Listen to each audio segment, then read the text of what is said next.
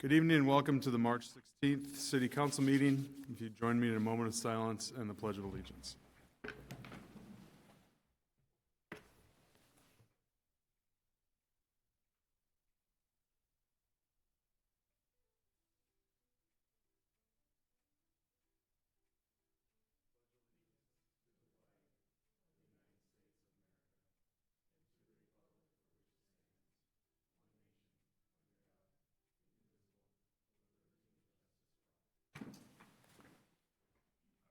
Orlovsky, roll call, please.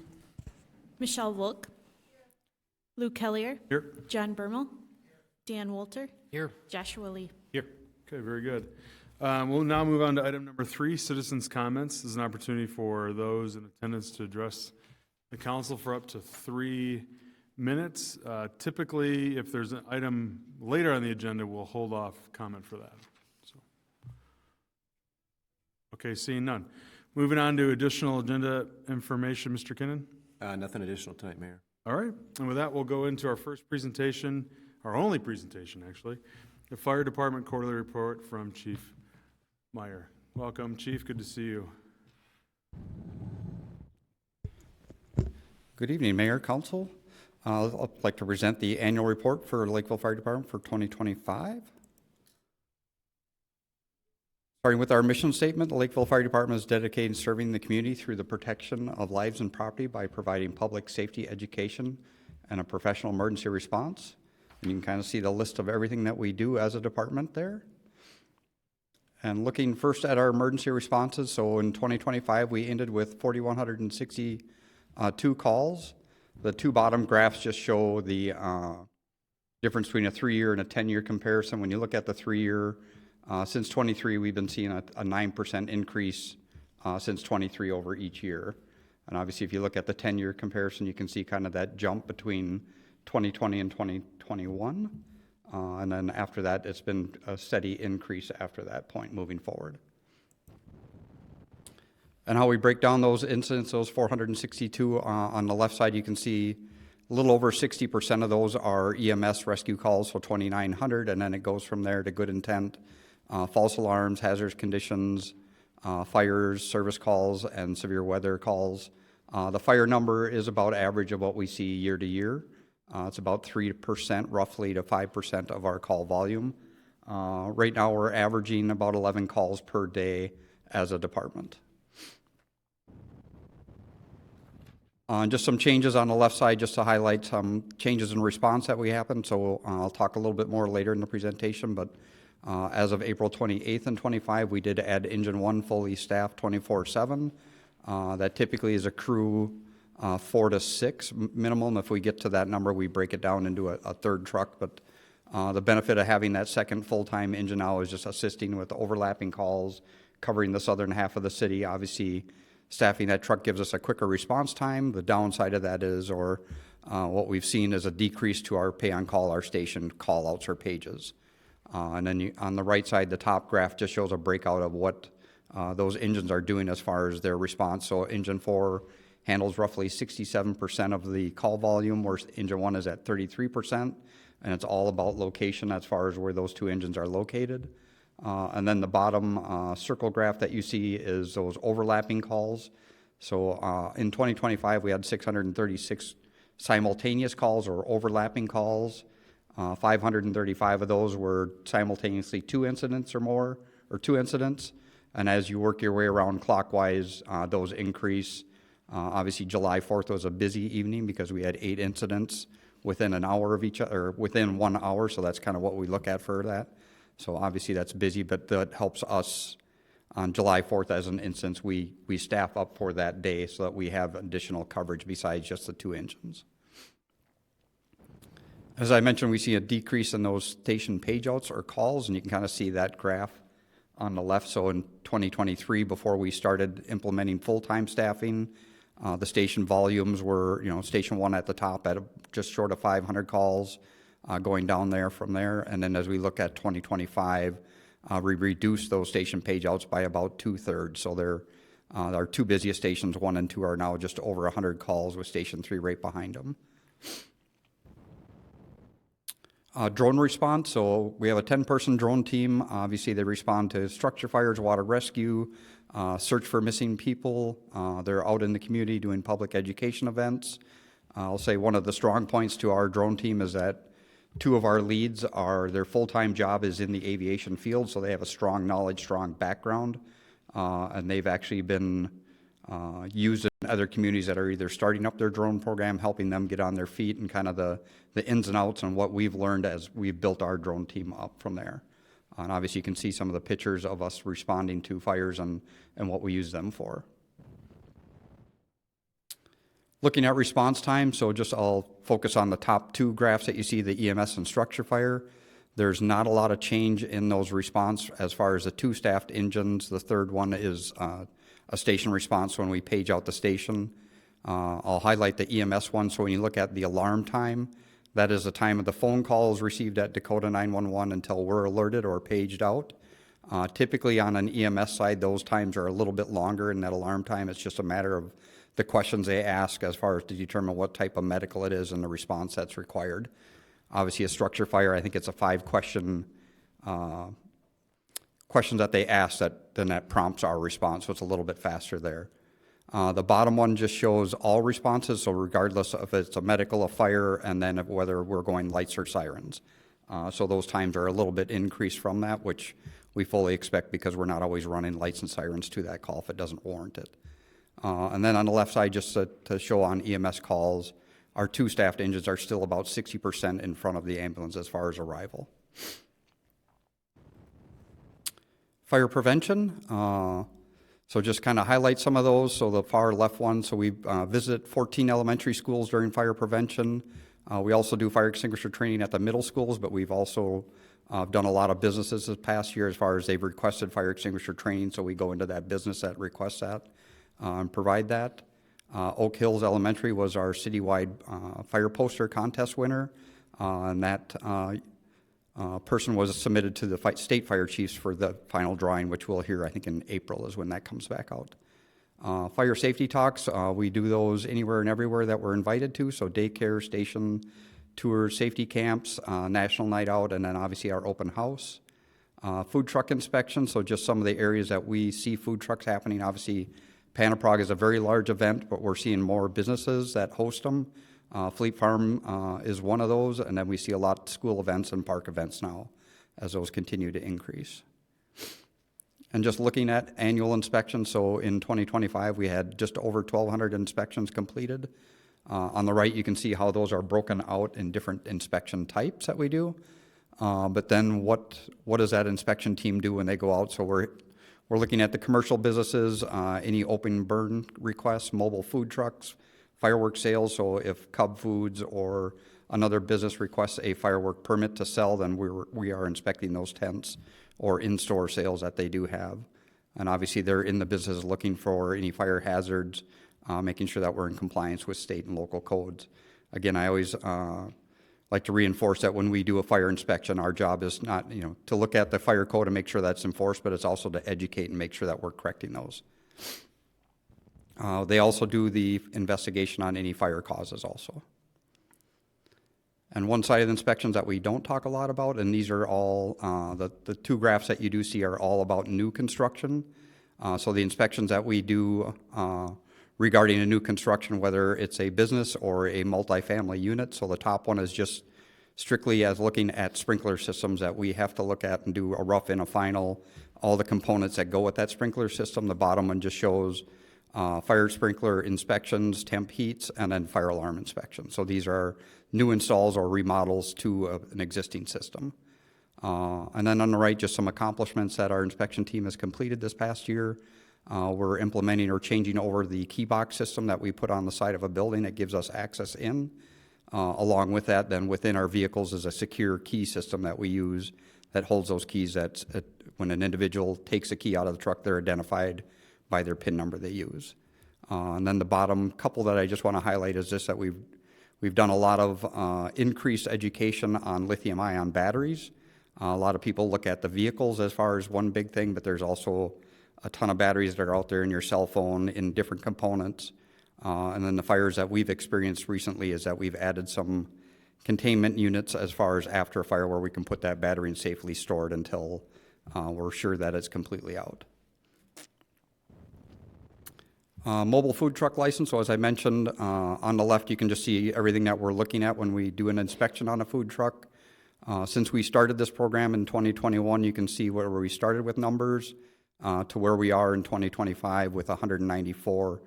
And I know usually we start those right after January, and we've probably are already at 60, I believe, this year. So they start coming in pretty fast. Department training. So training we complete on a monthly basis. All of our firefighters are required to attend a monthly training.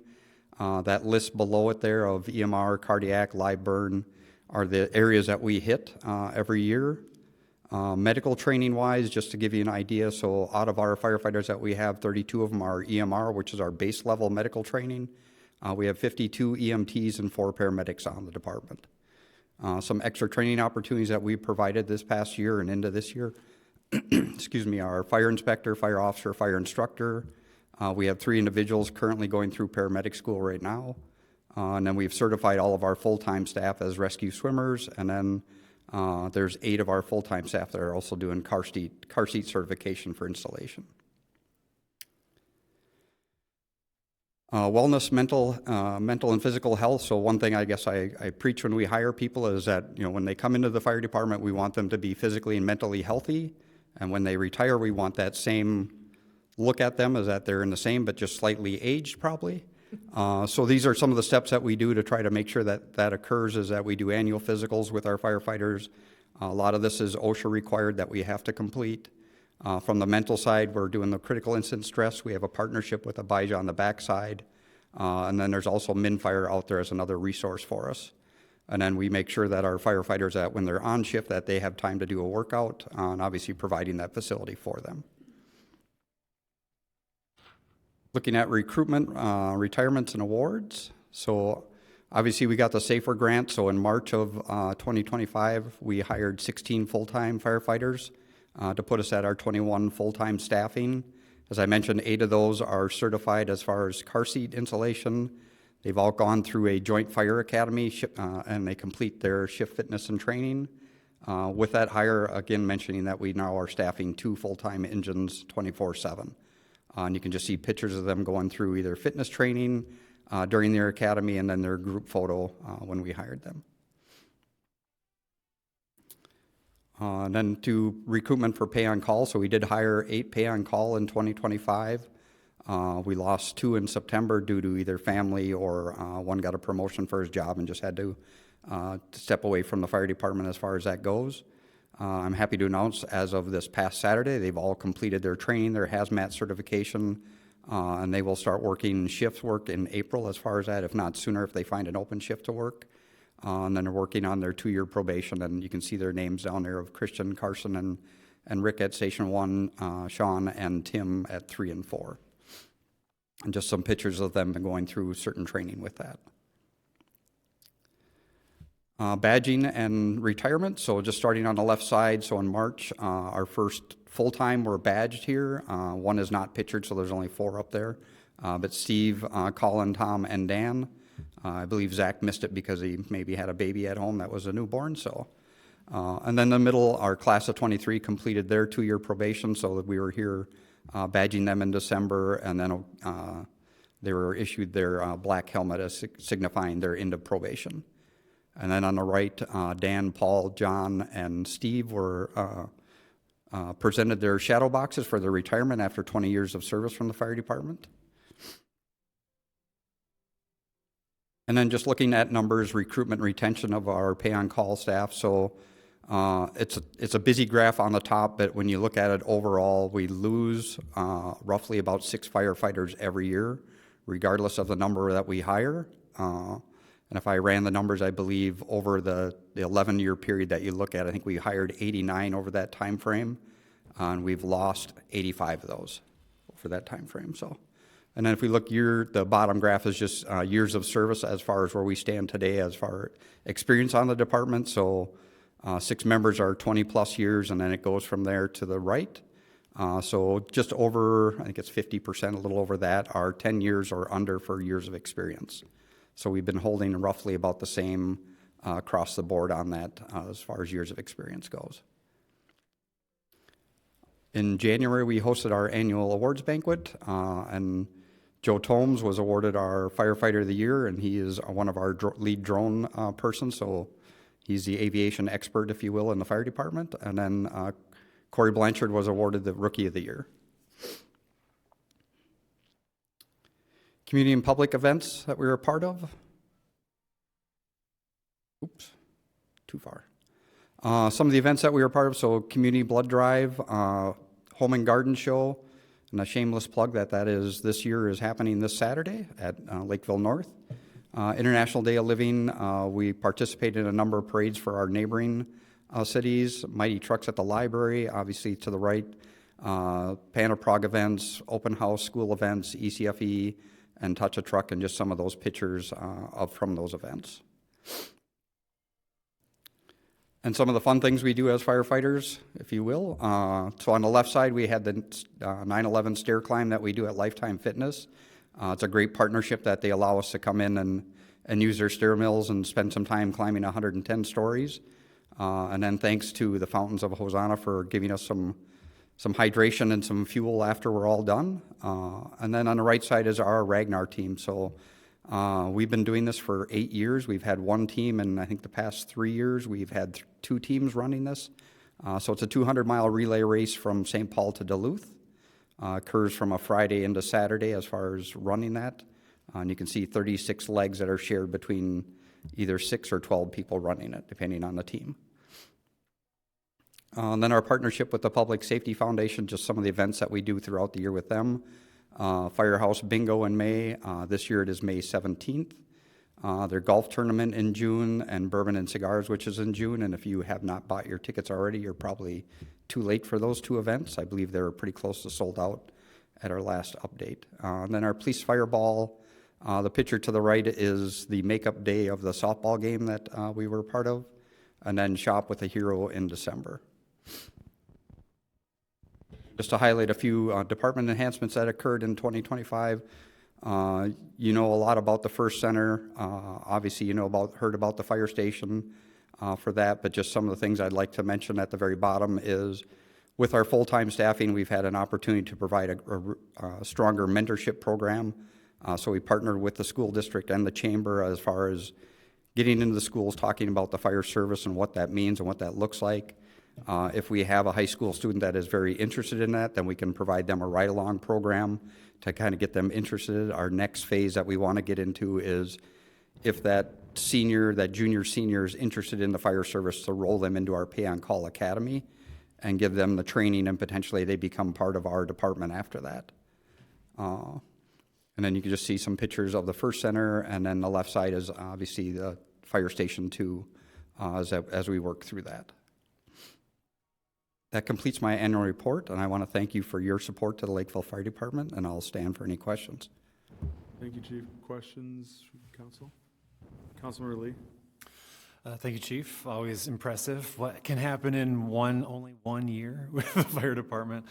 I was looking at that slide about the station call-outs, and it was making me think, that the decrease in call-outs is both a positive, because there's not folks getting woken up in the middle of the night and getting paged to the station, and so there's a number decrease there. But are there other ways to quantify the benefit of that? I mean, do you know if there's a way to measure maybe the health benefits of not being woken up in the middle of the night as frequently? The second part of my question is, with that change, are there changes in expectations for the number of hours that our firefighters are expected to respond, since the call-outs are fewer? Yep. So the first part, absolutely, yes, is it better not to be waking everybody up in the middle of the night? 100% guaranteed on that. I think the message that we have to the department right now, as far as just kind of relating to that, is when we do call them out, as far as when the other 2 trucks are busy on whatever that is, or if it's a structure fire, so when we do page them out, we truly need them to respond, if that makes sense. There's a higher need for that at that time. The second part of your question is we're working on that. One of my promises I made to the fire department at our annual meeting with the firefighters was I wasn't going to make any changes because we've done quite a bit over the past year and a half. We're looking at hours increase just because of that, but we're not quite there. If we do anything, it won't be until July of this year as far as that. So one thing I guess I failed to mention in my report is right now we're working on staffing that third truck as far as rescue truck, if you will. So it's a pickup truck response for those medicals so that we're not always running the engine. And that's kind of where that need is going to arise, if that makes sense. Gotcha. And I do want to be clear that I'm not saying that, what are they doing? They're not being called out. It's more, we know that clearly the firefighters are engaging with the community in a lot of different ways. They're scheduling themselves for other shifts. But that call-out number is an important one to me because to me it's the most disruptive to the life of firefighters. Yep. I'll say, that it's a shift in how we obviously, where we came from to where we are today. So it's a change in the picture of I'm waiting for my pager to go off versus I sign up and I'm going to work this 4-hour shift or these 8 hours or whatever I can pick up on that day. So it's more of a scheduled time to work versus the interruption of your pager going off. Thank you. Mm-hmm. Councilor Walter? Two things. First, I just want to thank you again for including us in the awards banquet every year. That's always just a wonderful time to interact with the department and see the camaraderie and stuff, and I thoroughly enjoy it. Second, I want to ask you about 4th of July. That was the time when you had 8 simultaneous calls. I think most of us get complaints from people on 4th of July on fireworks and issues like that. From your perspective, is that getting worse? Is it staying the same? Are there real life and safety threats in those calls? A lot of, I'll say, and I'm trying to remember some of those incidents, but majority of them are more of a grass fire caused by fireworks. So it's not necessarily complaint for us. Obviously, that's more of a PD thing. It's more of a response. And obviously just the amount of people moving through the city as far as during and after the fireworks is where we see those calls generated to that. Okay, thank you. Mm-hmm. Any other questions? One question for you guys. The slide said we had 4 current paramedics. We have a couple that are going through training. Yep. Is the intent later on then to make sure that one is kind of scheduled in like a shift so that we have that asset as much as possible? Or what's your vision for that?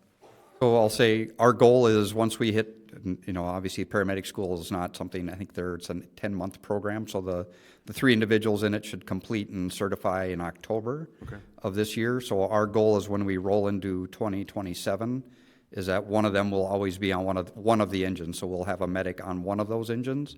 And as we progress into 27, 28 is that we'll have a minimum of 2 paramedics per shift and then 1 on each engine. Very good. Okay, thank you. Any questions? Thanks, Chief. Yep, Appreciate absolutely. the update. Okay, we'll move on to our consent agenda. Any items you want to highlight, Mr. McKinnon? Nothing to highlight tonight. Okay. These are more routine matters for the council. If anybody had anything they wanted to discuss, otherwise I'll take a motion to approve. I'll move approval of the consent agenda. Is there a second? Second. Any further discussion? All those in favor say aye. Aye. Opposed? Okay, consent agenda passes. We'll move on to item 7A, Dodd Commons preliminary plat. Alan, okay, I didn't know if the chief or you or whoever was going to. I drew the short straw. Thank you. Good evening, Mayor, City Council. Tonight we're going to review the Dodd Commons preliminary plat, conditional use permit, and easement vacation. The subject property is located in the south east corner of 179th Street and Granby Lane. It's currently zoned C3 commercial with a little bit of a portion of the south area being public open space. The 4 acres of that Fisher property that was previously purchased last year will be used for the new Fire Station 2. Access to the site will be off of Dodd Boulevard and Granby Lane. The front of the building is going to be towards the north, towards Dodd Boulevard, so that'll be the guest parking and that you see at the north end. The site will also include the extension of a new north-south road and access for the fire apparatus vehicles coming in and out of the site will be off of Granby, so they'll be entering and exiting for calls off of Granby. The main level of the building includes fire administration offices as well as the management staff for Fire Station 2. Also include classroom, breakout space, firefighter workroom, fitness space, locker room, equipment, storage, and then the 7 bays for the apparatuses. The upper level will include the dorm areas, kitchen, dining, laundry, and day room, as well as training space, and then the towers on the on the east and west side of the building, as well as a mezzanine training area. This is looking at the building from the north or from Dodd Boulevard. This will be the main entrance going into the building. This is looking at the building from Granby Lane. From the east side, or will be the new north-south access road. And then from the south, you may kind of see that peeking through from 179th Street, maybe see a little bit of that building from the south. So Planning Commission at the March 5th meeting reviewed the preliminary plat for Dodd Commons. The plat does include 1 lot and 3 outlots. Block 1, Lot 1 will be the fire station site, and then Outlot A will be the stormwater basin for the area. Outlot B is the existing water tower site along 179th Street. And then Outlot C, it will be future developable area. The Planning Commission also reviewed the conditional use permit request. This is for the height of the building at the top of the screening that goes around the HVAC equipment on the roof, as well as the training tower that's going to be on the east side of the building. The preliminary plat also includes the vacation of some old right-of-way and some easements, so we're just doing some cleanup work as part of the preliminary plat. The easements and right-of-way will be reestablished when the final plat comes through later on. So I mentioned Planning Commission reviewed this, the 3 items at the March 5th meeting. Input was received from 1 adjacent resident during that meeting. The concerns there are more in a general sense of just traffic and intersection concerns at Dodd, 179th and Glacier Way. Staff responded to those questions at the meeting. Planning Commission recommended approval of the preliminary plat, easement vacations, and right-of-way vacations, and the CUP. And staff is available for any questions. Okay, council, we've been talking about this for a while, but now it's really real, as they say. Any comment? Yeah, Councilmember Lee? The site looks as I expected it, because like you said, we've gone through this many times. My question and concern is related to Exhibit O. It's the letter that we received from Dakota County, and in relation to the access from Dodd to the adjacent businesses on the east side of the parcel. I've had some concerns from businesses about the language that would restrict or take away that access point coming southbound. And I'm just wanting to make sure that the language here protects their access or improves it in the future. And the way it's stated, I'm a little confused on when and where that access will take place in the future. So are you referring to the old CVS at the corner, that development? Yeah, right now there's a Brain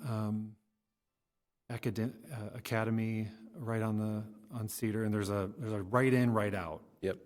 Yeah, so when that plat was originally developed, the county agreed to allow that right in, right out to exist until additional access was provided towards the west.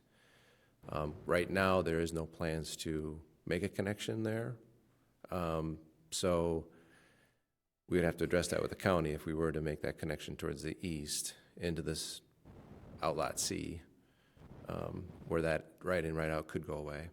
Gotcha. Because I think my concern is if we ever consider the current access on Dodd as the replacement for that, and there are barriers in the way of making a left on Dodd into that area. So I just want to make sure that if and when that intersection or access from Dodd is closed, that there's full intersection access to that business area. Gotcha. I understand what you're saying. Yep. And we'd have to look at that when that Outlot C develops then. So do you think from Exhibit O that's what they're trying to state from there? That would be my interpretation unless Yeah, that's the integration of staff. All right, appreciate that. Thank you. Okay, council, other questions? Good point, Councilmember. Now I'll take a motion. Councilmember Bermel.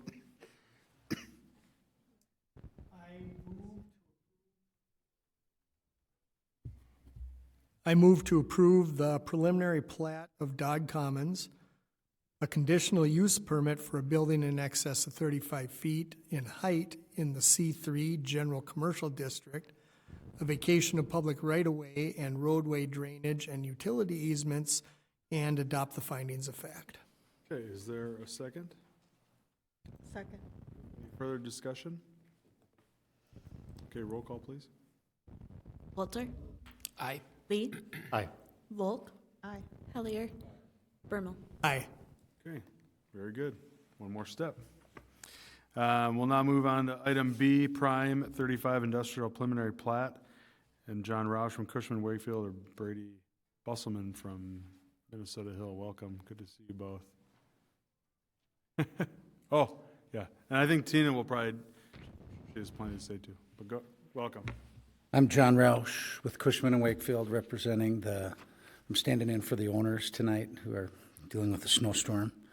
We have 145 acres of Highway 70 that we're looking to develop into a Class A industrial park. Lots of jobs, hopefully, quality buildings. We hope to kick off grading this year as quickly as possible. We'd even move some of the equipment in, prior to the road restrictions coming on if we can get our timing set. We expect about 1.3 million square feet at full build-out is what the AUAR has allowed for, that we believe is approved. And it's just going to be really a continuation of the rest of the business parks that Scanell and others have done along the south side of Highway 70. So we're real excited about this. This property's been on everybody's radar for quite some time, and we hope to bring another bunch of jobs and quality business park to the city. And again, I'm a broker, not an engineer. Have any real specific questions? Do they have users identified or is it just more spec at this point? Too speculative. Right now, we're too far out for anybody to take us real serious. We need to start moving some dirt, and then we can quantify scope, price, and delivery schedule. People can't. I mean, if we were to start today, we're still probably 2 years out from somebody taking occupancy. Yep. Probably. A lot of these companies aren't looking out quite that far yet. So we gotta stick some shovels in the ground to show them we're real. Very good. Okay.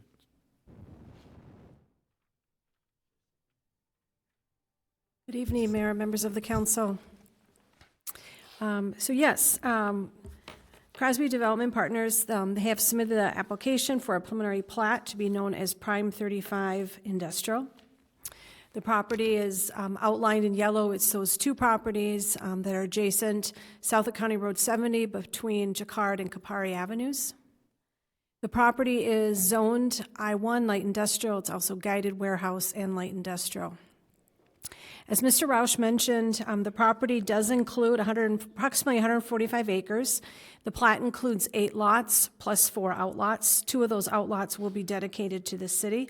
It does include or expect more than 1 million square feet of future industrial space. Here's a layout of the site plan. A couple of the challenges with the site plan is there is a gas line easement that runs and crosses the entire property, as well as a creek that runs through the property. Most of the wetlands, the creek area, and the trees within this area are all being protected and included into a wetland that will be deeded to the city. So that is a benefit of the site and why the configuration of the future buildings looks the way that it does. So they were able to use the space where they could. So the buildings do are a variety of sizes, I should say, from the smallest up in that corner adjacent to County Road 70 all the way to larger buildings in this location. So this is the estimated layout as a preliminary plat. This is kind of like a residential. So we always, in residential, we have preliminary plats that come through, and then we have individual final plats based on phases. This is no different. So when you think of this, what the developers are really wanting to do is to have this entitlement approved so that they are able to do grading based on phases, and then as they sell lots, those then developers will come through and get their final plats approved. There may be conditional use permits in the future. Depending on the use, we would tie those conditional use permit reviews with the final plat. So very, very similar to how we do residential developments. This is a grading and drainage plan. Majority of the stormwater is being managed to the south, with stormwater also provided for this building up in the northwest corner. The tree preservation plan was completed. The ordinance allows up to 70% of removal. They're just a little bit over that.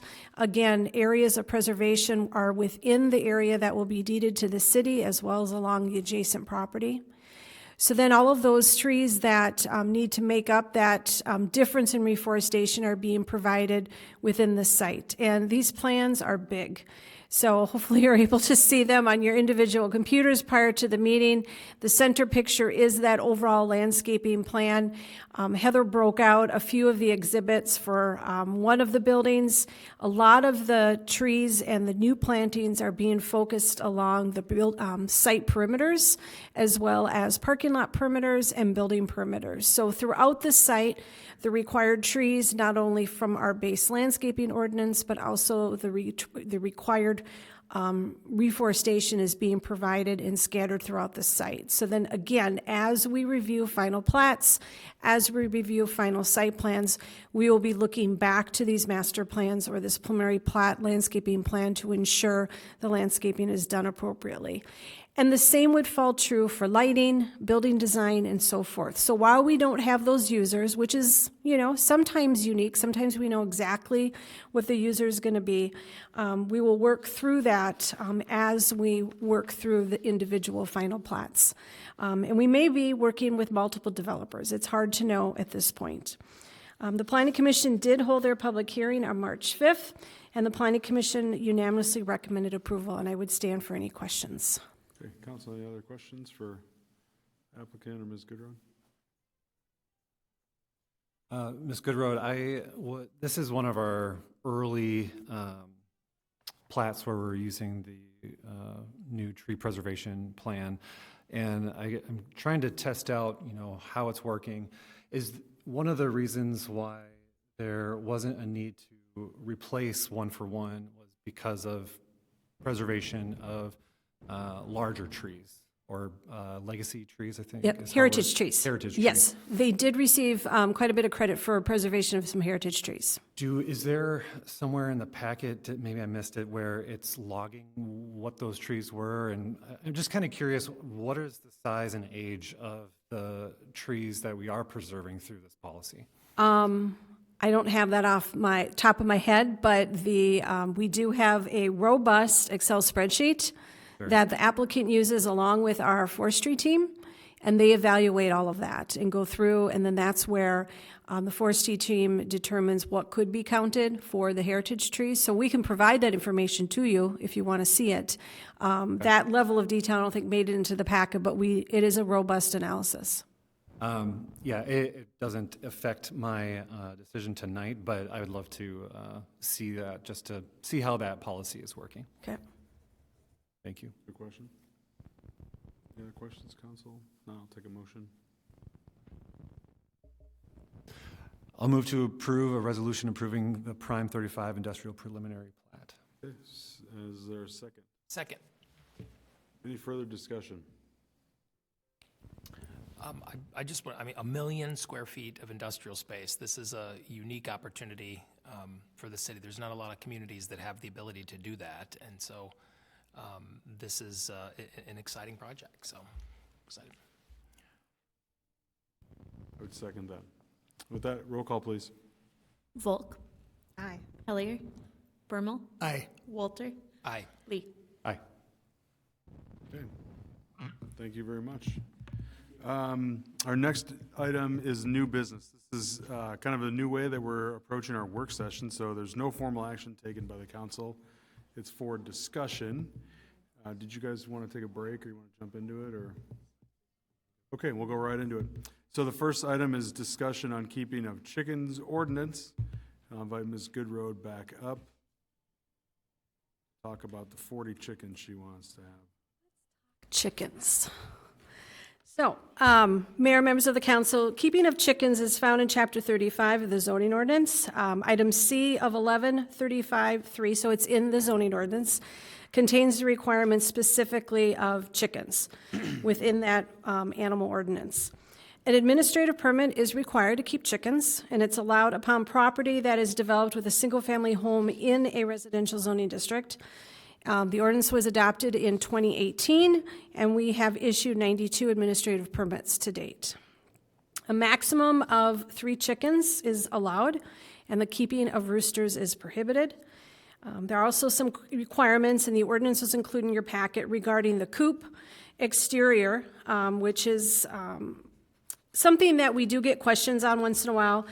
We do require it to be constructed of wood. Location requirements are also included in the ordinance, calling out that it's only in the rear yard, 20 feet from the lot line. Looking at a couple of our neighbors, Rosemont allows 5 hens, Farmington 4, compared to our 3. I can imagine the number of chickens might be part of the conversation tonight. But, you know, we were asked to include this for discussion tonight, so the table is now yours. Okay, very good. I'll just say, I think, just for everybody's background, in what year did we do this? 2018. 2018. I think I've only had one complaint, at least to me as mayor, and it was related more of location of the coop adjacent to their neighbor versus actually about chickens. So there might be other complaints, but that was the only one that came to me specifically. Councilmember Walter, this was your item that you wanted to talk about on our retreat, so I'll let you kind of start if you had any input. I've got some thoughts.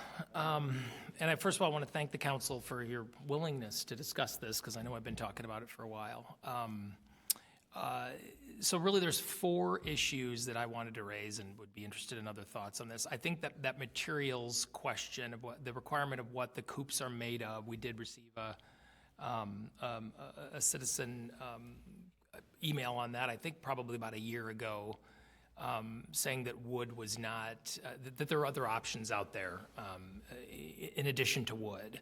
So I think, in my view, that we should consider changing that, at least to allow things like composite material. I don't know I guess I don't know enough as to whether or not the requirement of wood, from my research, I'm not sure there's necessarily a reason for that. Yeah, so I think that could be either eliminated, that requirement that it be wood, or add other materials there to make it more, to create more options. And then the number of chickens issue, as you know, is one that I've had concerns about. I think 3 is too few. Just my own experience, just for background, I started with chickens about a year ago. And the cost of the permit, the cost of keeping the coop in the run, and then also what you get in terms of egg production from 3. It's not really. I would say it's cost prohibitive for most people. So it definitely is a hobby thing. I think we would be safe raising that to 6 or even 8. Rosemont, as you pointed out, Tina, in the materials, Rosemont allows 4, Farmington 5. Burnsville, I did a little research. They're either 4 or 6. I can't tell. There's 2 numbers I could find out there. On the opposite side, Apple Valley is 0. They don't allow any. Prior Lake 4. Minneapolis has a unique system allowing up to 30. With a tiered permitting system that involves neighbor consent and that sort of thing. I think that's a bridge too far in my view. Plymouth allows 6, Roseville 10, Woodbury and Minnetonka had some interesting approaches. Woodbury allows 6 on lots less than 4 acres and then 2 more per acre above that. So there are a number of lots, I think, that are larger in the community, and you could certainly have larger numbers there. I thought that was interesting. And then Minnetonka's was 1 per 1/10 acre. So your standard third-acre lot would still have 3. But lots like mine would, I'm a half acre, I'd have 5. So, yeah.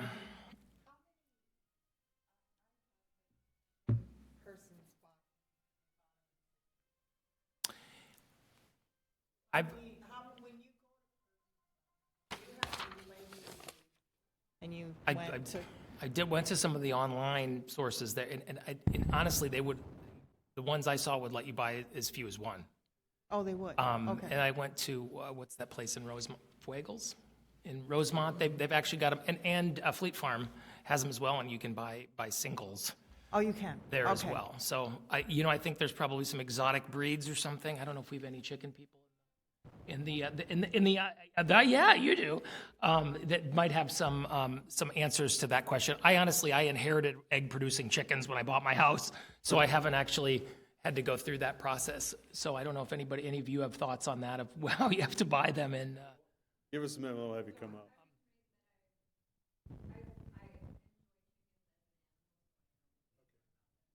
Okay, well, that's good. Good, I could probably have something to learn. So that's the number issue. I also just want to raise the coop and everything that I inherited was not permitted. There was no permit for it, and I discovered that after moving into the place. Permits are $100, and I just want to raise the idea there. If obviously, if you have a certain number, I think permits are necessary. But if you have 3 chickens, I'm not sure exactly why you need a permit. And to me, it's almost like dog licensing. The people that follow the rules do it, others don't. I know a number of permits that are a number of people that have backyard chickens and don't actually do the permit thing. So Be the same. so I just raised Is there that. a limit on how many bees, too? I forget. No, I meant the hives. I think there is a limit on hives. Yeah, that's what I meant, the hives. Yeah, I'm sorry. I should have been clearer on that. Okay, then my final point, we do specifically prohibit the sale of eggs. I understand the intent of that.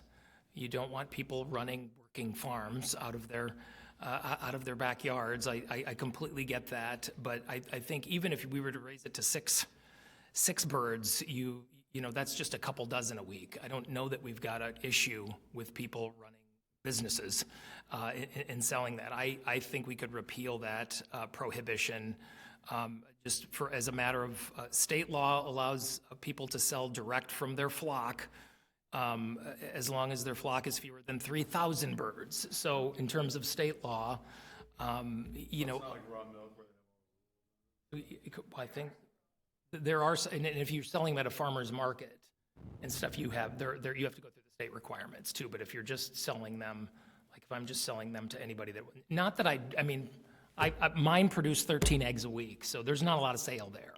Let's just say that. And if there were more people, there wouldn't be any, because I can't eat 13 eggs a week. But At 6, then you're looking at 26 eggs a week or more. right, potentially, depending on what breeds you have. I have high producing breed. So anyway, those are my thoughts. That's just the 4 issues that I wanted to raise. So as some putting a little thought into it. So I think there's 3 things that I would entertain having a conversation. I think the building material, I don't know what the right answer is, but I'd be open to having a conversation. I think 6 seems logical. I could be convinced of more, but I think 6 seems reasonable. And then the selling, as long as I think, you had it kind of set up like how a Little Free Library is, where somebody just wants to stop in and buy your eggs, I guess. But I'd want a lot of limits maybe on giant signs, and we've got enough of that crap during election season. Isn't that already covered under other ordinances though? We just would want to tie it all together. It's like, if you have a garden, can you set up a stand to sell carrots out in your yard? I have no idea. It's a good question. Anybody know? I don't necessarily support that. I just don't want it to make it illegal if somebody wants to pay me for my eggs. It's a good question. I'm not sure off the top of my head. So, okay. Did anybody, unless you guys, did you guys want to comment about the eggs at all?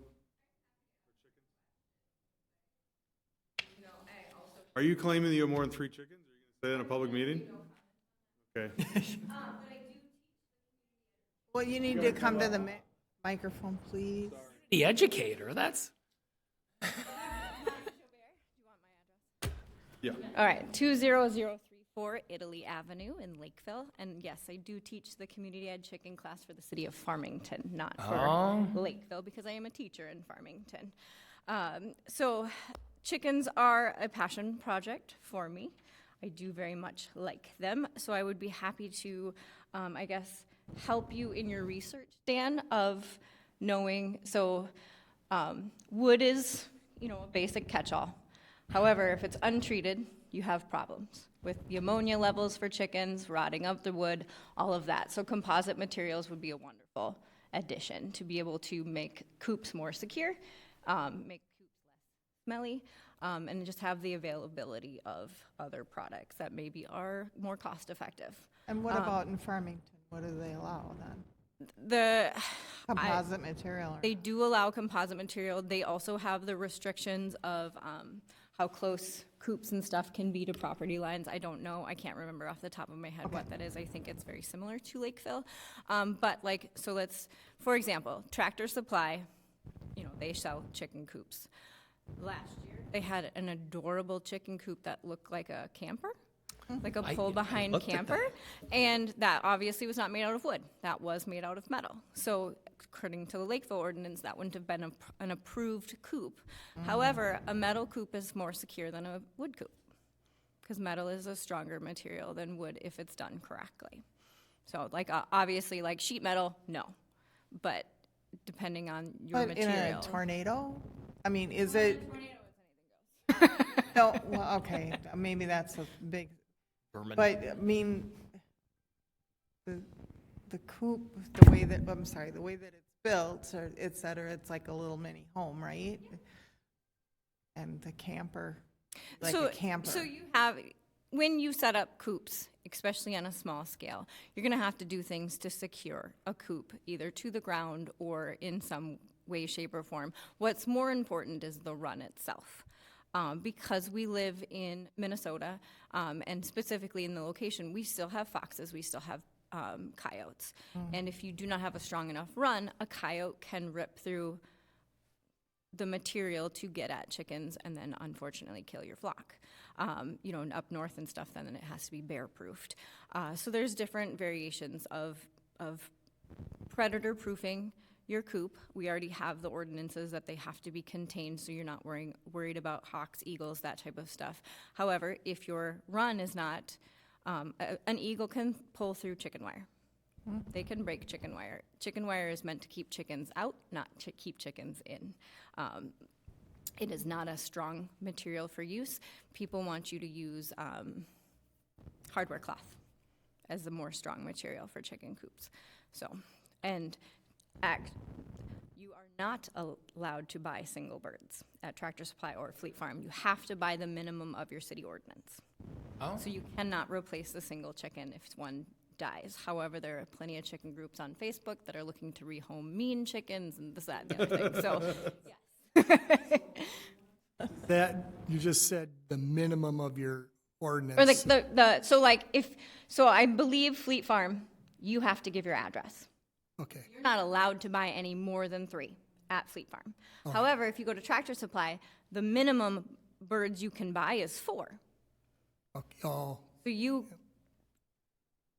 go to Tractor Supply and you're only allowed 3 chickens in the city of Lakeville, but you have to buy 4, and they will not sell you anything less than 4. And that's just their policy as a business on how they sell chickens. Don't care what you do with the 4th one then when you walk out of their store? No. Chickens, unfortunately, are not under the same, people see them as more of it's not a cat or a dog. I'll just put it that way. People are not as passionate about as chickens as I am.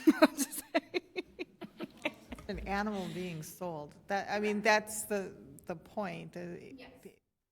But, unfortunately, it's a mass-produced selling of, it's essentially a mass-produced selling of goods, is chickens. They are not, But can you buy, if you, minimum is 4, but you at can buy Tractor 6? Supply specifically. You can buy 6. You can buy 6, yeah, you have to, Have to buy 4 You or have to more. for.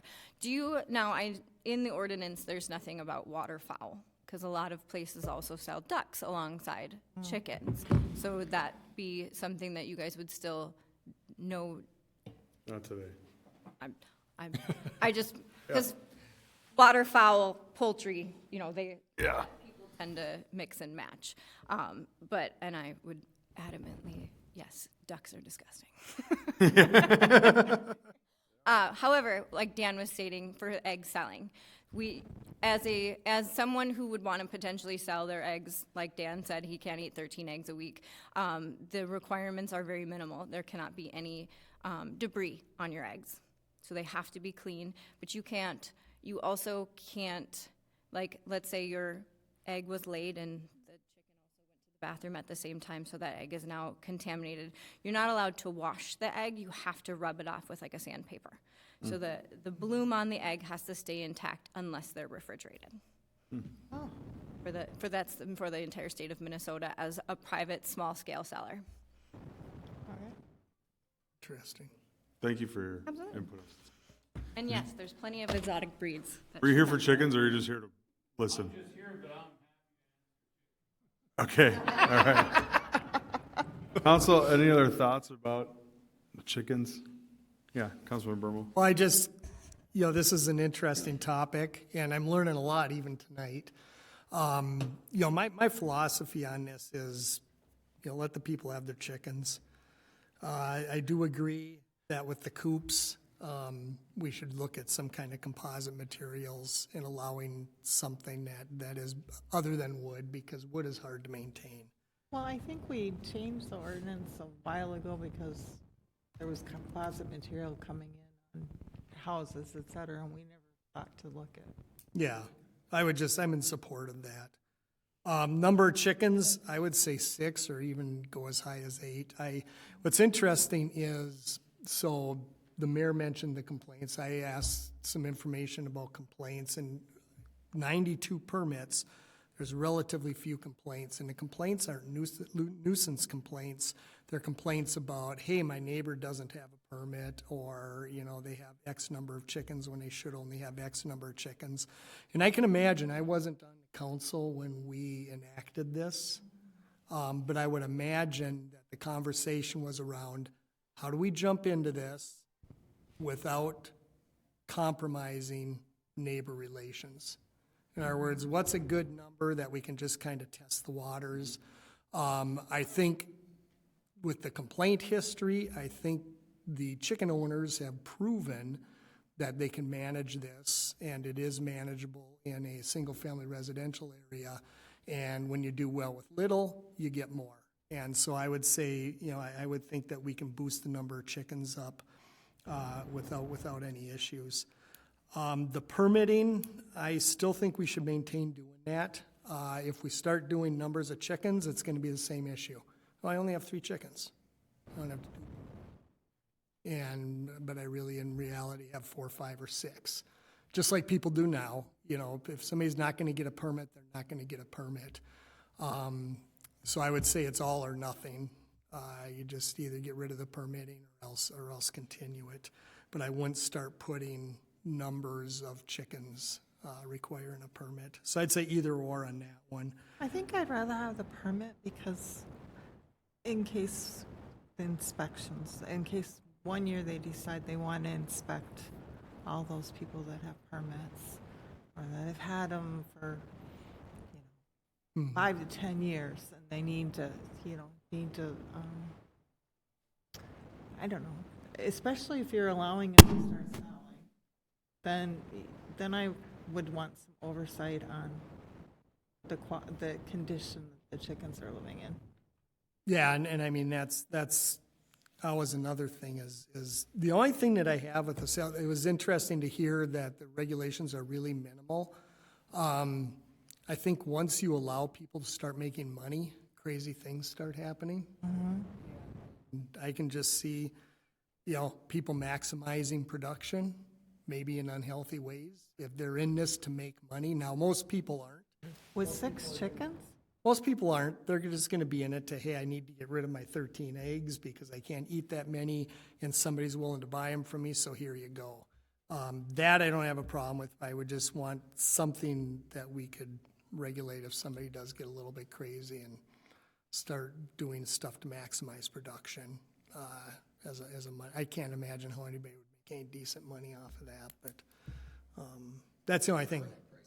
Yeah, I'm not against repealing that, but I think that's something that we would want to take a really good, solid look at first. So let the people have their chickens.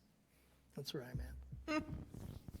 If I remember correctly, when we were drafting this first edition, we set a minimum square footage of the coop based on the appropriate number of chickens. And so if we're looking at increasing, that increases the minimum square footage, which then has an implication on smaller lots and setbacks from property lines. So I do think that we need to make sure that it's in line with particularly the standard kind of quarter-acre lot that we've got, even though recently that's not as standard.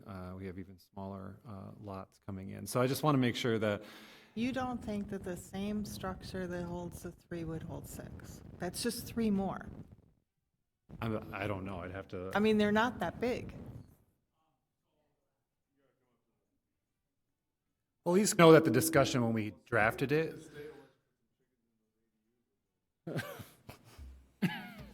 Steve Buck, 16530 Judicial Road. So as far as chickens go, kind of the standard is 2 square feet per bird is considered a humane way to keep chickens. They don't need a lot of room, but they need to be able to stretch their wings and flap and move around. One other thing, this one might be more a personal thing, but one thing you may want to consider as you rework your ordinance is potentially just putting language in there. Nobody's going to listen because they don't, like you say, some people are just going to raise chickens. But the largest problem that I see with people raising chickens at home is the use of heat lamps. Chicken coops are filthy places. They're very dusty and dirty, and people put heat lamps in. And the chickens are doing dust baths, they're creating dust, and next thing you know, the back of your barn is on fire. So there are many other heaters. Typically, heat lamps are used when you're raising chicks. There are plenty of other options out there that are not heat lamps. So it might just be something to consider, because personally I think it's one of the biggest safety hazards of keeping chickens. Yeah. Good point. Do you have heat lamps, Dan? I've got a radiant heat thing. It's heated, but it's not a lamp.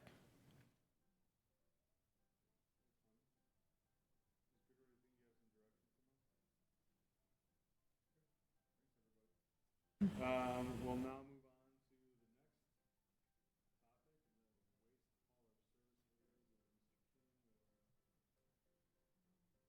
to the next topic. And You're on mute. go ahead. Sorry. So in 2019, one of the more frequent complaints we were getting regarding waste hauler services was the number and frequency of waste hauler trucks within residential neighborhoods. In addition to those issues, we were also getting complaints regarding the continuous disruption of noise and traffic with the trucks, increased wear and tear on our streets, inefficient use of the roadways, and constant display of unsightly trash containers, and also an increased instances of spilled waste because they were going through the neighborhoods every day of the week. So City Council considered several service models to address this issue, including transitioning to an organized collection system, which basically goes down to one hauler that the city contracts with to serve the entire city. The other option that council looked at was developing a hybrid system that allows residents to continue to individually contract, but look at bringing the city down to maybe a couple service areas. So in March of 2019, that's what the council ended up doing. They amended the city code to split the city into two districts. The east side of the city is serviced on Wednesdays and Thursdays, and the west side is serviced on Tuesdays and Wednesdays. So bringing the number of days of waste haulers in our neighborhoods down to 3 instead of the 5. This is the map that shows those districts and the breakout. So complaints regarding the frequency of the waste haulers in the neighborhoods dropped significantly after that code revision was completed, with most concerns now related to more of the unreliable service, missed or delayed services. The city currently has 5 Class A service providers that collect waste from all areas of the city and 2 Class B service providers that collect waste from only commercial and multifamily apartment areas. The City Council has discussed on several occasions reducing the 2-day service area down to 1 or to further reduce the disruptions in traffic within the residential areas. This could be accomplished by dividing the city into 2 or more service districts that would only allow services to be completed on a specific day of the week. Excuse me, going down from the 3 current days down to maybe 2. The cities of Apple Valley and Burnsville have this type of model, which allows businesses and homeowners to pick their hauler, but the city is divided into 5 districts, with each district having a day of the week when their garbage is picked up. This is Apple Valley's, again, 5 districts. Each district gets their garbage picked up on a particular day of the week. Burnsville is the same way. The cities of Rosemount allows businesses and homeowners to pick their hauler, but limits pickup days to Monday or Tuesday on the west side of Akron Avenue, which is where the majority of the residential is at. And the homes and businesses on the east side of Akron are allowed to pick up any day of the week. That's mostly their industrial area. The city of Farmington operates a single hauler system, and they're currently contracted with Waste Management to do that for the entire city. Do you know how long that's been their policy? Farmington? They used to have their own service. So I think they Forever, they've had one hauler, basically. Yeah, right. So before Waste Haulers or before whoever had the initial contract, it was always City of Farmington did the services over there. So it's a cultural. Yep. Yeah, it's hard. So tonight, some options for City Council to consider is we can keep the current Tuesday, Wednesday, Thursday service districts. We can keep the current service area, but reduce the pickup days to 1 day per district. Or we can develop an additional service areas similar to Apple Valley and Burnsville, and look at 1 pickup per day per district. Just a note. Sure. Back in 2019, wasn't one of the things that the city council had to take into effect to not do it right away was the fact that the haulers were going to have to buy more trucks? Or was that not something that you had to worry about? No, that did not come up at that time. Okay. They just wanted. Would they have to buy more trucks if we reduce the number of days? Don't know. That would be, that kind of goes to my final note, that if council wants to make amendments to this, the next step would be reaching out to the haulers and working with them to figure out what works. So I'd be curious, because I know Dan has been on some calls related to this, and there's some big changes coming related to organic pickup, and so we're going to be expecting more trucks. The problem we created for ourselves going to this model is now the complaints I hear is, there's too many trucks on 1 day. And so the complaint of, there's trucks every day, I get an email that says, there's 9 different trucks coming through my neighborhood, but it's just 1 day, right? So it's, what's the trade-off on what you would rather have? And so I don't know, other than going to 1 hauler, which I don't think is a really good idea, I don't know how you fix that problem. And so I don't know, I guess I'd be curious what other people think about it. Is there a way to, I don't know, I guess to try to bid some kind of because what do we have, 5 right now? We have 5 right now. Do you make the licenses down to 3 and have the 3 most competitive bids, and then you grant them that way? So then but again, every hauler by 2030, you're going to have organic, and maybe that does go with the yard waste too. It depends on how the trucks work. Recycling, and then regular waste. Still have 12 trucks a day in some of these neighborhoods. I think to your ultimatum, I would rather have all the trucks on 1 day. And so I would like to have the conversation of what does that look like, and make sure that those boundaries are on major thoroughfares so that trucks are not crossing through neighborhoods to get to certain districts. The other thing that I've put out there before, I don't know if it has gotten much traction, but not to artificially, or I should say, not to force fewer haulers, but to allow the attrition naturally, so that when and if a hauler decides they no longer want to service Lakeville, to not reopen that permit. We have done that. I think, are we down 2 haulers? Yeah, I think we originally had 7 licenses, and over the past 10 years, we've gone down to 5 that we have now. Is, But it doesn't happen very fast. Right. that because there's not as many of them that are going into the business? Or, I mean, do we have people that are calling and saying, if you have a spot open up, we want in? Well, we have the one that's currently serving, or kind of new in the area. They're serving St. Paul. We met with them, Ellen and I met with them. And more of the attrition came from combination, people bought out another hauler and Merged into one, yeah. merged. I'm sorry, I interrupted your point. So what was your point again? You Just- wanted to, you didn't, if somebody dropped out, you never wanted to replace them.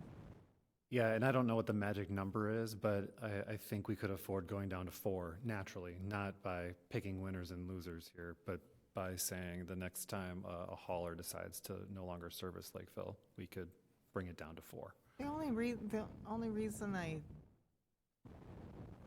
I'm a little hesitant about not replacing somebody that left, if there are people that are still in the business, is because every time we do something that narrows the competition, you ask the prices to go up. So, that's the part, I'm just trying to make sure that it stays affordable and competitive for people so that they have, they're not happy with the service they get from they got people to go to look at B, C, D, and E to see if they can get better service and a price. Yeah, I mean, one idea I thought about was if you broke the city into some zones and allow companies to bid for a zone, right? So, because my biggest concern is, yeah, price is a major thing, but the other is if you have like waste management in Burnsville was a disaster the last couple of years. They were short drivers, there was no pickup, Disaster, period. right? So, I wouldn't want to go with one company and then all of a sudden, where we have no pickup, I'd want to have in a contract to say, okay, well, one of these other 3 zones, those guys can pick up the slack and then they get the business. I just don't want to have to then go out when we're desperate to get a hauler to come in to fill the gap. That's my concern more from a service capacity. If you start limiting, if you limit who's going to be in a zone, once you start limiting, you're asking for trouble, and you're making it so I can't call up and start looking for somebody else if the service is finally getting to the point where I can't stand it any longer. I can't find anybody else because I'm zoned for just this one carrier. And the price is what that one carrier is going to charge. Do you see what I'm trying to say? No, I totally agree with you. I'm just saying if we're at a level where we're so concerned about the truck traffic and we're on the roads, then. But that's why I have to, I weigh both. Mayor, the truck traffic is one thing, and I think that's always a concern when you talk about this, but there's so many trucks on the road. I mean, it kind of amazes me that people want trash pickup on one day, but they'll take a UPS and FedEx thing 4 times in the same day. Exactly. So that's one thing in terms of like the wear and tear on the roads. I think between when this ordinance was enacted and today, I think that looks totally different. I'm not in favor of something that limits people's choices. I think people are much less concerned about the day their trash gets picked up, and they're more concerned about, I want to be able to competitively figure out who I want to pick my trash up. Right. So a community like Apple Valley has the 5 zones. They have 9 licenses, and 7 of those serve residential. And so I think, we haven't, as we continue to talk to the waste haulers, I think it would be important if we were to expand and go to like 3 zones and do a day, or, do like communities do in 5 zones, then the haulers have some choice about what they want to serve. If they don't want to do pickups on Wednesdays, then they won't do that zone. So somebody who lives in that zone isn't limited by something we're telling them to do. They're limited by something where the hauler is going, I don't want to be competitive in that zone. So I would think if we figure out, if we were to limit days, if it's 2 days and we just use the route that we have here, and have a combination of, hey, if you live here, this is what you have available for Tuesday pickup. And if you live here, this is what you have available for Thursday pickup. And then let the market and the haulers decide where they want to fall in that. So there is some competition. Well, I thought that the whole point of having the 2 days, Tuesday, Wednesday, Thursday, or whatever, was so that the haulers could schedule a route, and it wasn't going to cost us more money, because it gave them the flexibility to figure out where they wanted to put those trucks. Well, that's what I'm saying. But if we say that this area, let's say my home area, is only going to be serviced on Wednesdays, the people that are getting things that are from their other carriers on Tuesdays, those carriers might not come into the market then, because that's not a day they can service. That's exactly what I was saying. That's precisely the point I made. No, And so what I'm saying is that people's choices aren't limited by our decision. yes, it is. It's limited by our decision because we decided to bring it down to 1 day. So now you've limited their decision on how because they can't service that day. But if we limit it to 2 or 3 haulers or 4 haulers, yes, that's a problem. But if No, we have more when you licenses. limit the days, you limited the possibility of the haulers too. Potentially. Potentially. I totally disagree with that, though. All these other cities work. They can figure it out with 1 day. I mean, the one area is Tuesday. I don't completely get that. Don't concur with that. We won't know until we put it out there and see what they come back with. It's just that I don't think it's that broke. That I think I was the one that raised the 2 day thing. I didn't like because my old neighborhood was the only one I've ever seen where you had trash cans out on both days. And to me, it's not just the wear on the road; it's the trash of having trash cans on the road for 2 days out of the week. Seems excessive to me. my neighborhood uses both days. So you do have one where I have a I've neighborhood not that seen it.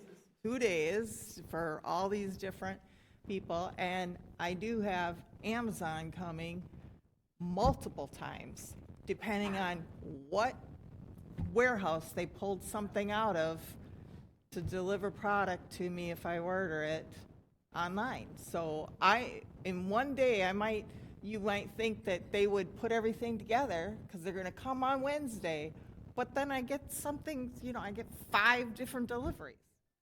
I will say, so, been in this house 12 years, and it's the first time my hauler just sent an email to lock in our price for 3 years, so they're getting competitive. Yep.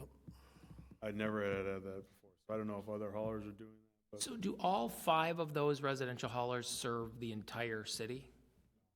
I don't Because think so. I thought at one point, like Buckingham only went to the west part. And are some of them just licensed Good, Class but I B? just don't know if I mean, they have the ability to, but I don't know that they do. I'm not sure. We don't know their routes. Because I think, like their sites, their websites, I think you just put your address in and they'll tell you whether it's available I think or they not. might charge you more if you're not, like Buckingham, if you're not closer to Prior Lake, I think you might get charged. Part of the reason we went with the districts the way we did was when we were working with the haulers, they wanted to be in that district on those days because that's when their other pickups were happening in the adjacent cities that they worked in.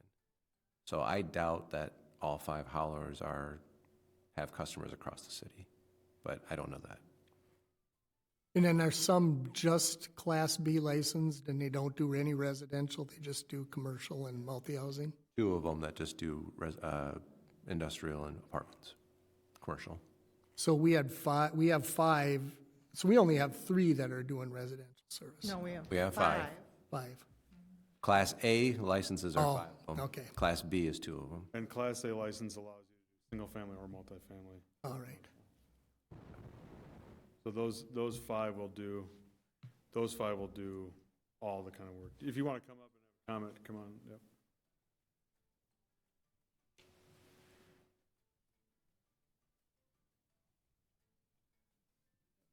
My name is Mike Gill, and I live at 16600 Judicial Road. And this is a timely item coming up tonight, because I just spent 3 hours walking my ditch along Judicial Road, just north of Orchard Lake. And most of the items I picked up were liquor containers, so it's indicative of how much liquor is consumed on the roads of Lakeville. I'm sure the chief of police can attest to that. But the other items that were picked up was trash blowing out of the trucks. These are items that I don't think would be pitched out of a car. I picked up a piece of styrofoam 2 feet by 3 feet that I don't think came out of a window of a car.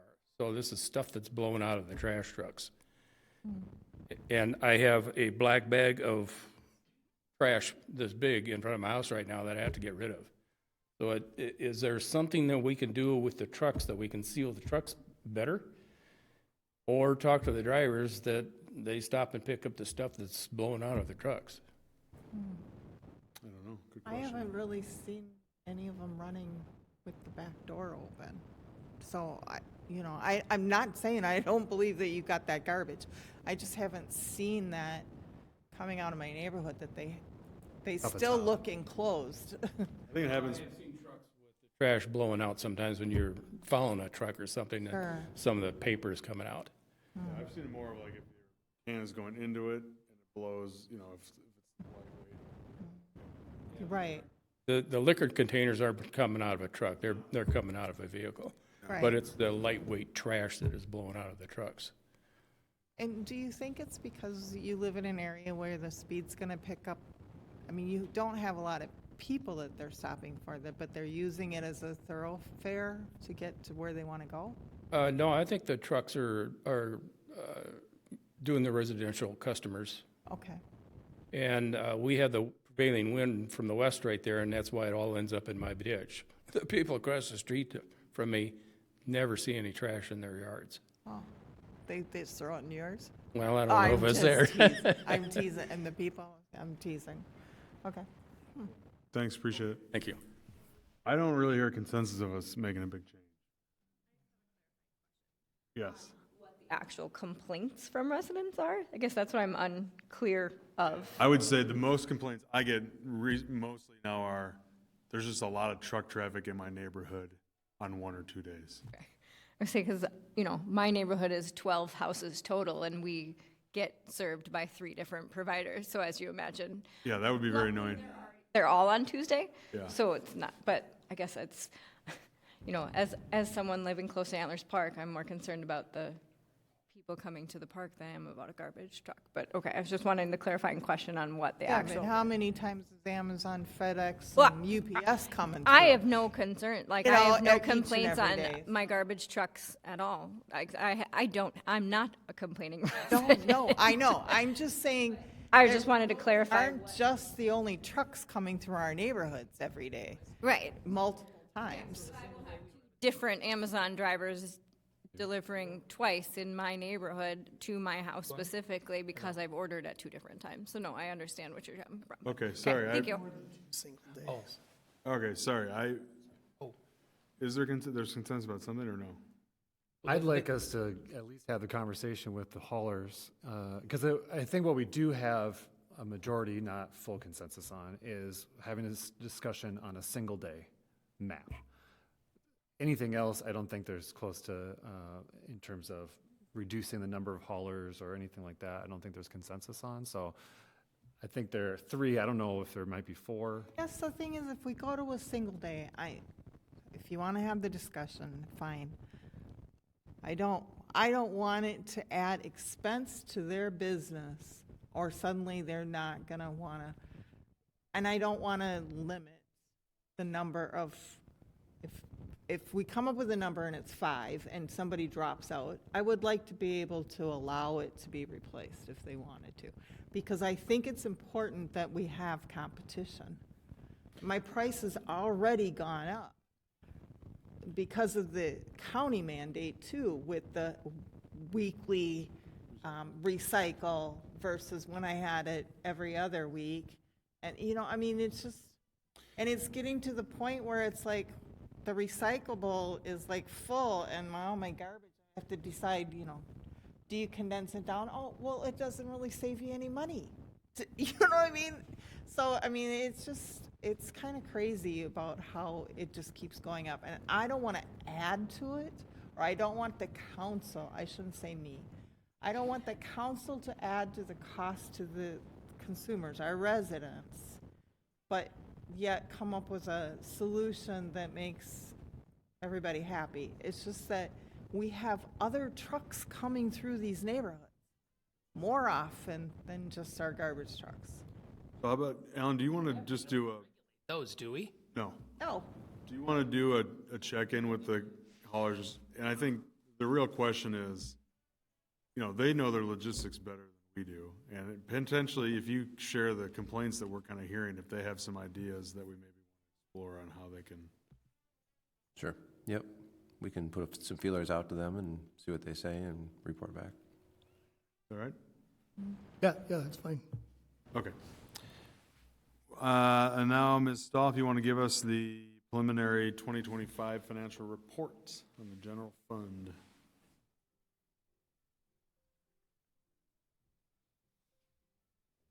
Thank you, Mr. Mayor.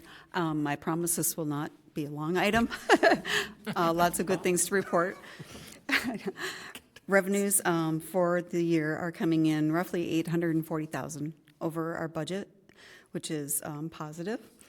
And looking at our expenditures in the general fund, the general government, we're looking at that. They came in total of $476,000 under budget. Public safety, so police and fire together, about $350,000 under budget. And then public works, $673,000 under budget. A lot of this has to do with staffing vacancies. We had retirements happen, so just timing issues or positions that hadn't been filled. So that's what we saw a lot of the savings in. So what that brings us down for our total expenditures, it came in about 3.5% under budget. So what that brings us to for the year is a change in our fund balance of roughly $2.2 million to the good. We did transfer out, we had the $1.85 million of the public safety money from 2023.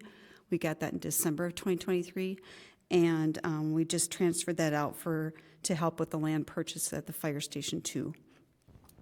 So even with that in there, we still came out to the good at $2.2 million. Where that leaves us at for the end of the year, our policy is based on what we end up from balance to next year's expenditures. So next year's budget of 2026 budget leaves us at a 52% fund balance, which is good. Just 2% over our top end of our policy. We are reserving or restricting, assigning $600,000 is for the first year of the SAFER grant when that cliff happens, when that is gone. And then we've got $175,000 for the 2050 comp plan. So that's what you see in that restricted fund balance of $775,000. This coming year, at the end of 2026, we'll have another $600,000 for the SAFER grant, so there'll be an assigned fund balance of $1.2 million. But again, we'll make sure that it falls within our fund balance policy. So. With that, I'll take any questions. There was a lot of information in the packet and various more detail. So any questions in particular? Yeah, do you know off the top of your head, so the number on franchise fees was a little over $3 million, I think. Mm-hmm. What was like the pro forma? Are we hitting the number we thought we were, or where are we kind of in relation to? Is the target number going to pay for the first center and the fire station? I guess is my question. Yes, we are on target, and I didn't put it all in the packet, but as we structured this next set of bonds for the Fire Station 2 and laying out the pro forma out in the years, we're doing fine, and we should be fine. We'll be able to use some of the franchise fees toward the construction of the next phases of the fire stations. We didn't for this particular Fire Station 2, just because we want to see, okay, what is it really coming in? Because we only have 3/4 that we know right now. So as we see that projection, and with the new houses going in and all that, but we will be fine with covering those debt issuances. So. Related to the franchise fee, one of my questions tonight was related to the revenues are broken down into residential and commercial, but there's no industrial franchise fee. Commercial and industrial are they're lumped just wrapped together. together. Yeah. I see. It was together. Got it. Okay. How we have it labeled in the software. I just didn't know if we were missing a number. No. I mean, That's I it. wouldn't expect We're hoping that. for a secret account of $1 million. I don't think it would be that high. But I did have one other question for you. I mean, having being under budget by $2 million is great. I had a question though about the overage of the capital outlay expenditures that were over the budget and the amended budget that we set. And I'm just curious what happened with those funds. I'm not exactly sure on the capital outlay. I was looking more at departments and how they shook out. Okay. I'd have to see, if it was something that they were under in another area, professional services, other charges, so they had savings in this, but we had this something, a heater, a condensing unit or something break at facilities or whatever it was. Emergency that we had to do. With the follow-up on I that can, one? yep. Appreciate it. Yep. Other questions, comments? Okay, thank you. Thank you. Council and committee updates. I know some of us are on new committees and some not, and Yeah, I don't think. Don got elected vice chair of Dakota 911, so that's good. Yeah, I was just going to say, we had that meeting in February, and we did the performance evaluation, and then, I got elected vice chair of that board for Dakota 911.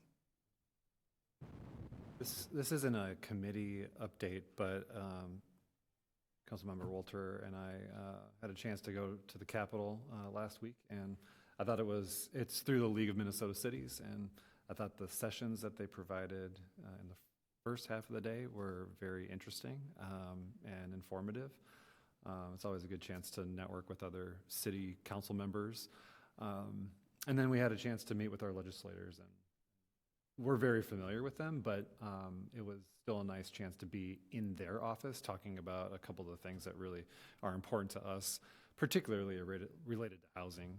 And so we had some conversations about housing bills that are being considered. And so I don't know if you have anything else to share, but No, it was really eye-opening for me on the, had been having trouble contemplating, why we're losing on the housing issue in the legislature this year.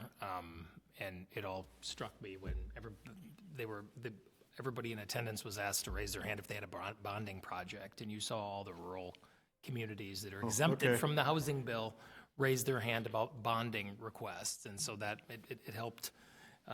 It made a lot of sense to me that all of a sudden we're that housing issue, or so it seems. So, but no, it was a good discussion. It was our legislators are lockstep on that issue, which I think is important.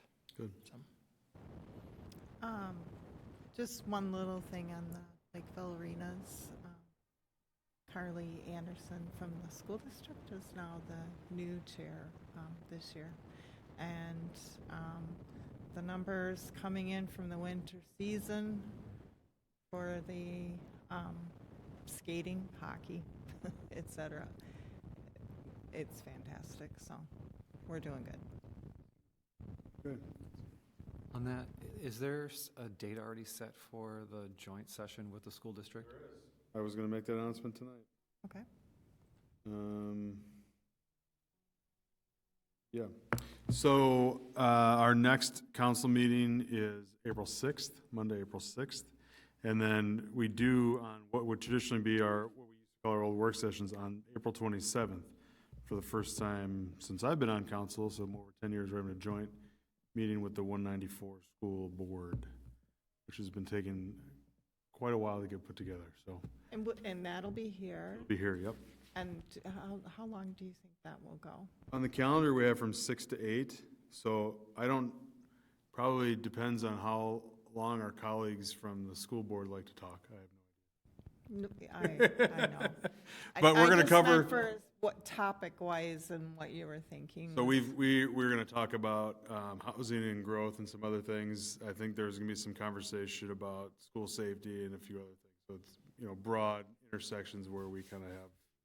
And will that be before or after, I'm sorry, the vote on the? Before. Yep, so the referendum vote is in May, then April. In May, okay. So about 6 weeks from today, or that is when the meeting will be. With that, I'll take a motion to adjourn. So moved. Second. All those in favor say aye. Aye. Opposed? We're adjourned.